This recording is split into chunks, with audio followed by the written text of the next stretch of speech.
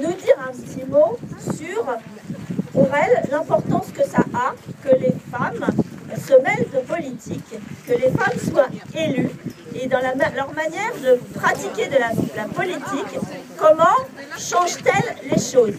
Nous sommes ici aujourd'hui parce que dans ce lieu qui est symbolique des acquis de la résistance, les femmes ont gagné le droit de vote par le courage dont elles ont fait preuve pendant la résistance. Et c'est donc le gouvernement provisoire du général de Gaulle qui a signé l'ordonnance en donnant le droit de vote. Elles ont voté pour la première fois au printemps 1945 aux élections municipales. Et c'est pour ça que nous sommes là aujourd'hui. Nous sommes là aussi pour dire à toutes ces femmes qui grossissent les rangs des abstentionnistes qu'il est très important d'aller voter. Ce droit de vote, des femmes se sont battues pour que nous puissions l'exercer. À nous, aujourd'hui, de nous en servir à bon escient. Donc, mesdames, allez toutes voter dimanche. Ouais.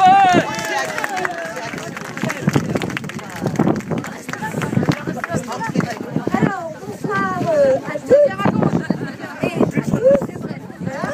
Non, mais juste pour dire, ça va être historique ce qui va se passer dimanche. Pourquoi je dis ça? Parce que pour la première fois, les femmes vont rentrer en force dans les conseils départementaux. Elles ne sont aujourd'hui que représentées à la hauteur de 13%. Il n'y a en France que 6 femmes à la tête de conseils départementaux sur 101 départements. C'est quand même un véritable problème. Si vous faites le calcul, ça fait seulement 6%. Alors à ta question, pourquoi les femmes ne sont pas assez présentes dans ces institutions?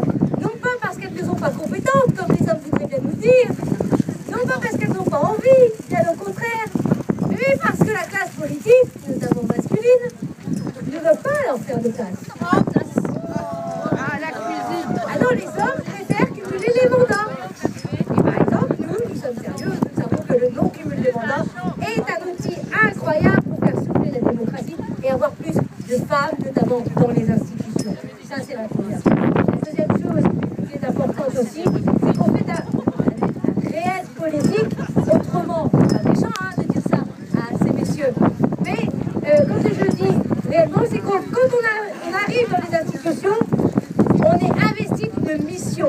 On porte l'intérêt général et parfois on tord réellement le bras au lobby.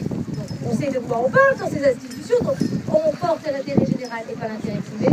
Et ensuite, je pense que tout ensemble, on a cette capacité, on a les mêmes compétences que les hommes, on a cette envie que ça change. Et surtout, moi qui suis écolo, moi je regarde ce qui se passe notamment pour sauver la planète et je me dis, si on avait plus de femmes, notamment à des responsabilités dans les grandes institutions, ça changerait la donne et ça irait beaucoup plus vite. Merci beaucoup.